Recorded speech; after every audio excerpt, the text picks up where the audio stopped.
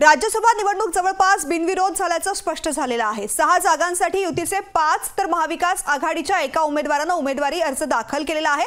लोकसभा निवडणुकीच्या तोंडावरती जादा उमेदवार रिंगणामध्ये उतरवून निवडणूक घेण्याचा धोका सत्ताधाऱ्यांसह विरोधकांनी सुद्धा पत्करलेला नाहीये।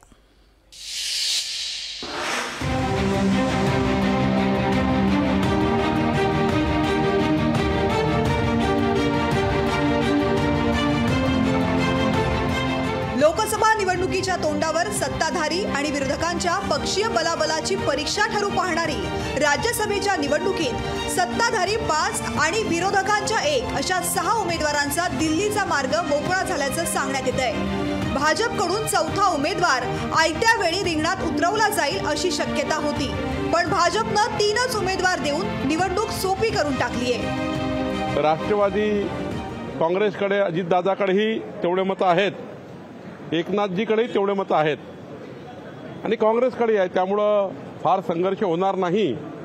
निवडणूक बिनविरोध होईल असं चित्र कालही होतं, आजही आहे आणि मला वाटतं ही बिनविरोध होणार असं दिसत आहे। महाराष्ट्रातलं महायुतीचं सरकार स्थिर असल्यानंच राज्यसभा निवडणुकीचा मार्ग मोकळा झाल्याचा टोला शिक्षण मंत्री दीपक केसरकर यांनी लगावलाय।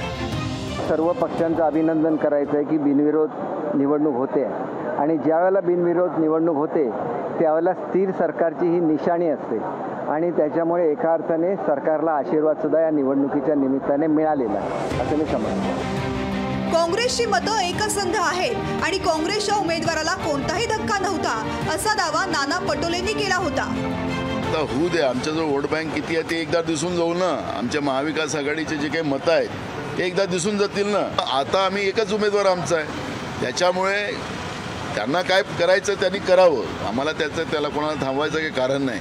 पण आमची मतसंख्या काय महाविकास आघाडीची या निमित्तानं पुढे येणारच आहे। विश्वास जगताप नावाच्या अपक्ष उमेदवारानं राज्यसभेसाठी अर्ज दाखल केलाय, पण हा अर्ज छाननीत बाद होण्याची शक्यता जास्त आहे। राज्यसभा निवडणुकीत सत्ताधारी महायुतीकडे किती आमदार आणि विरोधक असलेल्या महायुतीकडे आमदार किती हे स्पष्ट होणार होतं, पण आता ही निवडणूक होण्याची शक्यता अतिशय कमी असल्यामुळे सध्या तरी आमदारांच्या संख्येची झाकली मूठ 1.25 लाखाचीच राहणार आहे।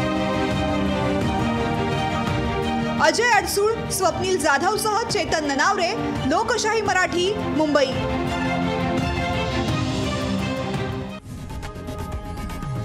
लोकशाही मराठी ऐका, पहा, जागरूक रहा।